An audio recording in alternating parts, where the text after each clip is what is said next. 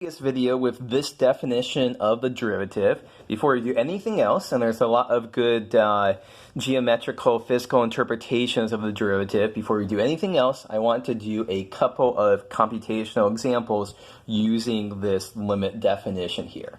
So the first one I want to look at is, let's suppose that f of x is x squared minus 8x. And let's suppose that I ask us for what is f prime of 3. And so I'm going to say, let's do this using the definition of the derivative that we just had. So what we want to do is f prime of 3 is the limit of, I'm going to use this version down here. So f prime of 3 is the limit as h goes to 0. Of f of, in this case, so a here, a is the point that we're doing this around, a is 3. So f of 3 plus h minus f of 3, all of that over h.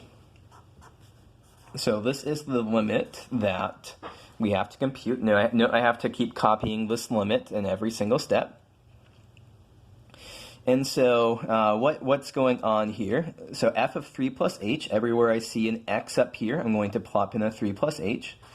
So 3 plus h, quantity squared, minus 8 times 3 plus h, minus f of 3. So now I'm going to plop in a 3 up here. So 3 squared minus 8 times 3. All of that over h. Okay, time to expand this out. The limit as h goes to 0 of 3 squared is, so 3 plus h, all of that squared is going to be 9 plus 6 times h plus h squared minus, expand this out, 24 minus 8h. And over here we end up with minus 9 plus 24. And all of that over h. Let's cancel. And what is going on here? Well, we end up with those 9's cancel. Those 24's cancel. And 6, 8 minus 8h, that becomes minus 2h. So we have the limit as h goes to 0 of h squared minus 2h, all of that over h. Well, something that we probably should have done at the first step, but I haven't done until now, is take a look at, see, what's going on with this limit. Is it something, for example, is it something that's continuous? Because then we could just apply substitution, plop in values for h, and we're done. Well, take a look. If we, at this very first step, had done plop in h is equal to 0, we'd have f of 3 minus f of 3 over 0. We'd be having a 0 over 0 indeterminate form. This is a 0 over 0 indeterminate form. This is a 0 over 0 indeterminate form. This is a 0 over 0 indeterminate form. Guess what?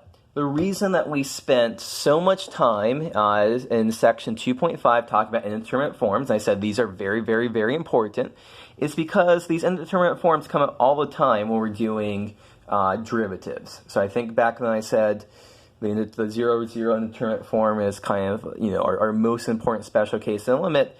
This is why. We're using them when we're doing these limit calculations. So when we're doing these derivative calculations.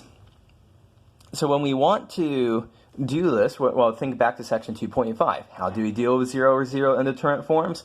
We algebraically manipulate this until we get to something that's not a 0 over 0 indeterminate form. And take a look here. How do we deal with this? Well, all we have to do is rewrite this as, we can factor out a factor of h from the numerator, h minus 2 over h. So now cancel, cancel, and we're left with the limit as h goes to 0 of h minus 2 And now this is continuous. We can apply substitution, and so we are left with 0 minus 2 is minus 2. So to answer the question that we had on this slide, the derivative f prime of minus 3 isn't unknown, it's minus 2. So this is a pretty typical derivative calculation from the definition. We won't always do that, but for in this section, we are going to be saying we're going to be doing all of our derivatives from the definition. And so being able to calculate derivatives from the definition in terms of limits is something that you're going to be expected to do. Let's do one more example of this straight from the definition. So now our function is, let's say our function g of x is 1 over x. And so I'm going to ask us what is the derivative when x is equal to 5. So as before, we have to write down, we are going to use the definition of derivative. I'll again use this form.